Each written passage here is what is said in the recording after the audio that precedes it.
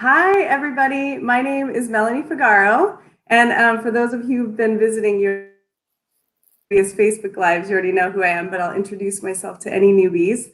I'm with Center for Discovery Eating Disorder Programs and Discovery Mood and Anxiety Mental Health Programs.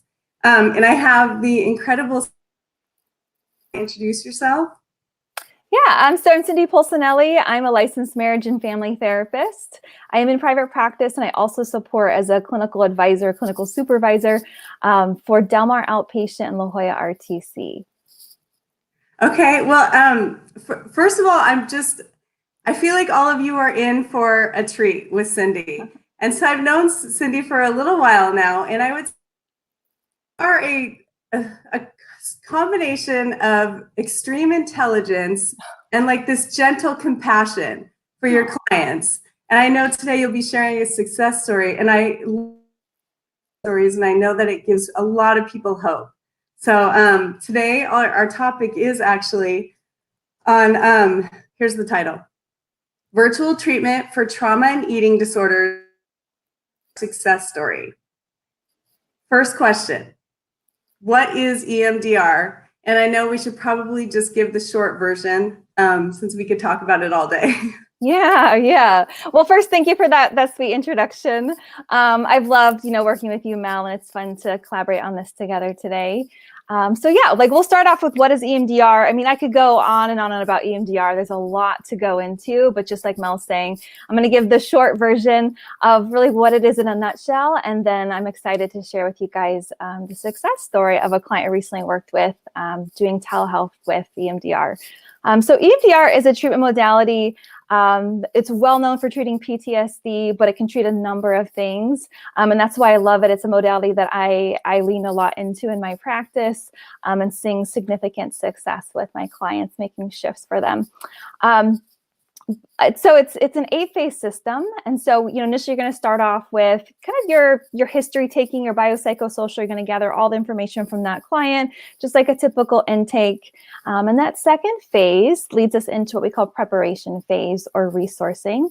So that's when I'm assessing with the client, do they have coping skills? I need to work with them to really stay within their window of tolerance. And oftentimes when someone has trauma, it's hard for them to stay within their window of tolerance. So again, I'm assessing, I'm looking at what skills might be most helpful for them to master before we really start to do the reprocessing, which moves us towards the next phases in the EMDR process.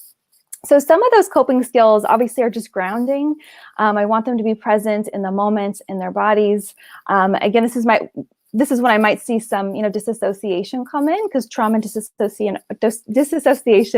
I mean, it's a symptom of trauma often with our clients where, you might see them kind of check out for a minute or they kind of lose kind of being present with you.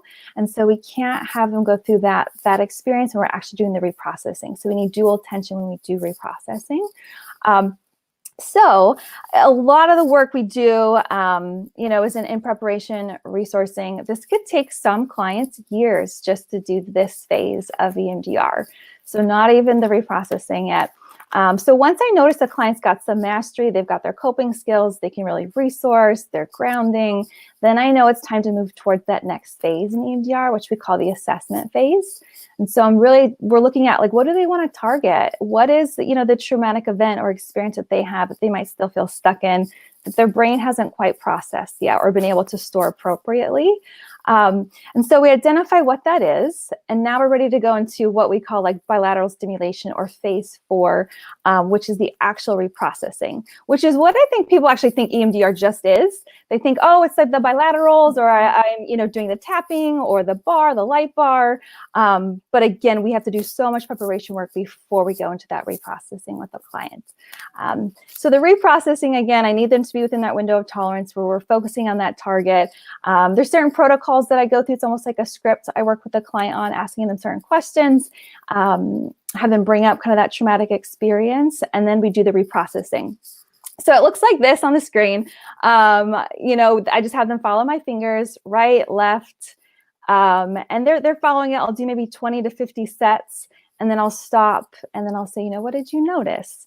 And I kind of prep the client beforehand though. And I say it's similar to the memories that will come if it's if you're sitting on a train and you're just watching it go by, or you're just watching, television, and you're just observing. And so I'll say, what did you notice in your experience? And they'll recall like, oh, this or that. And I coach them and let them know, like, just trust your brain. Whatever comes up for you, your brain is it's gonna guide us and tell us where it needs to go.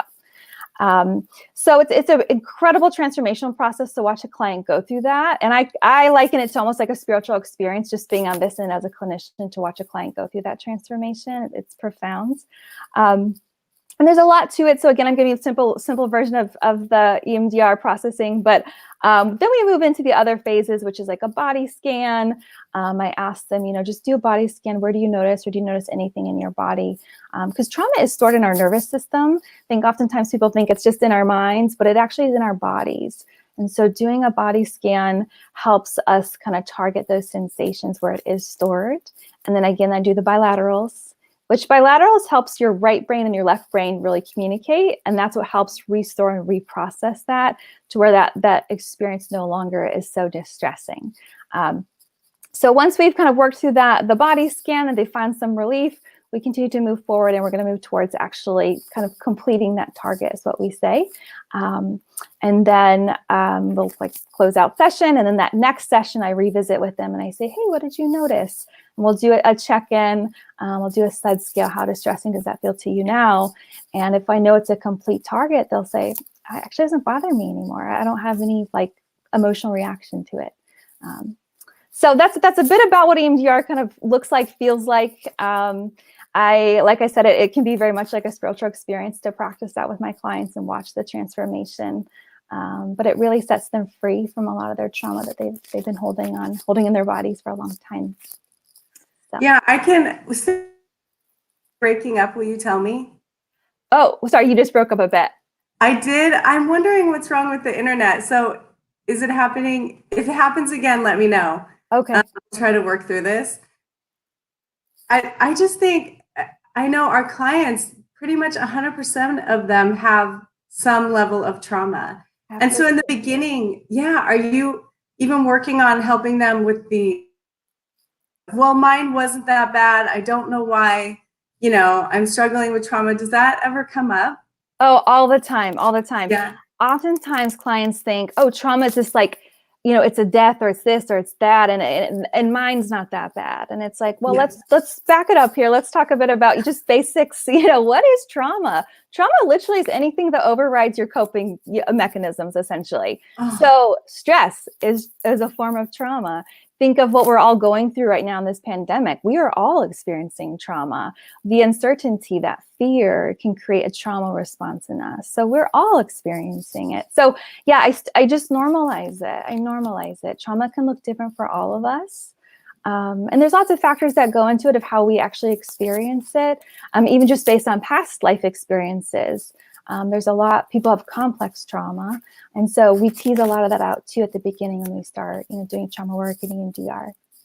Yeah. Oh, well, I can see your voice is so gentle, and even doing this for like a few seconds, old, like I'm in it. That is so powerful. And it's such a like proactive type of treatment, proactive treatment approach. So yeah. And I do want to just add before I share that success story is that it's such a gift to give clients right now. Even just that and the what I'd say like stage 2, essentially, that resourcing is that so much feels uncertain and unsafe right now in our world for our clients, and even just for us in all transparency.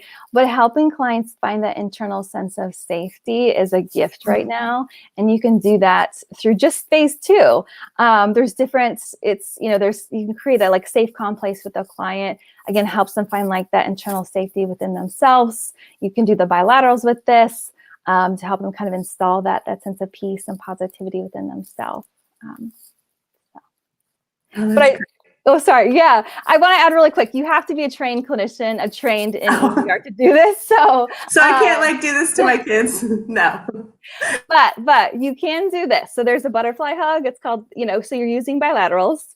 This can be very like soothing. So you can do this butterfly hug. I do with like a positive affirmation. So just think of something or even just like a mantra, like I feel safe or I am safe. You can also just tap on your knees, right, left. Again, use a positive mantra, and that too can really help calm your nervous system. Oh my gosh, those are some really helpful so much. We got a little extra today. A little A little workshop, yeah. Okay, so I'm excited to hear about the success story. You want to tell us about that? Yeah. So I love EMDR for so many reasons, but one of them is, I can do talk therapy all day with my clients, but I can move a client faster through their healing process in EMDR than I can in a talk therapy session. So this story really conceptualizes that. This is a client who I've been working with for over a year now. She had failed out of treatment. Her doctor had referred her in. She has ARFID. She has agoraphobia. She really will not leave her house without like a 20-minute radius. So unfortunately, my private practice office is right on that line, right outside of her 20-minute comfort zone. So I've been working with her for a year over telehealth. And my goal was to always get her into my office to do EMDR because I hadn't practiced EMDR, on telehealth. It wasn't something I ever wanted to do. So the goal was like get her here into my space. She, her background too, she has ARFID. She struggles with fear of throwing up. And so she's afraid of swallowing because that triggers her to feel like she's going to throw up.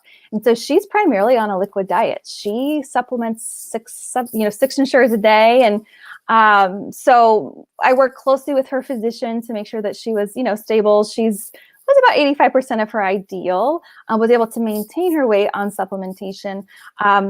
So I had a lot to work with this case. Again, the goal to get her into my office. If I could do some EMDR work with it, I would love to. But it took a long time to even just build rapport with her. She obviously is cognitively malnourished, and so there's a lot to work with there.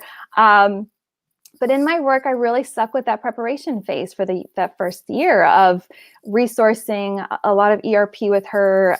She wouldn't see a dietitian. So again, I worked closely with her at ND on that one. We did a lot of just resourcing, creating internally like that safe space in herself, easing her anxiety. And now I want to fast forward to this year. I was like, I need to get her into my office. I want to do EMDR with her. And we were making some progress. But then this, pandemic started to unfold, and I got a little concerned that this gal is really only eating or drinking supplementation. And if doesn't have access to that, I don't know how she can sustain herself. She will end up in the hospital. And so I just thought, okay, now is the time. I'm going to do EMDR with her. I'm going to do a session. I've done preparation. I know she's not at risk. Let's give it a go. So I did one EMDR session with her, and this is the phase 4 of actually reprocessing with her. We targeted her fear of throwing up and that fear of swallowing solid foods. And she had this beautiful transformation process just in that 1 hour together. And when I did the bilaterals, we'd stop and I'd say, what did you notice? And she said, I just keep hearing this voice that says, you're going to be okay. You can do this scared. And so I'd say, okay, keep going with that. And then at the end of session, she's like, I feel okay. Like, I don't feel scared that I could eat solid foods and I would throw up or, choke or whatever it was for her.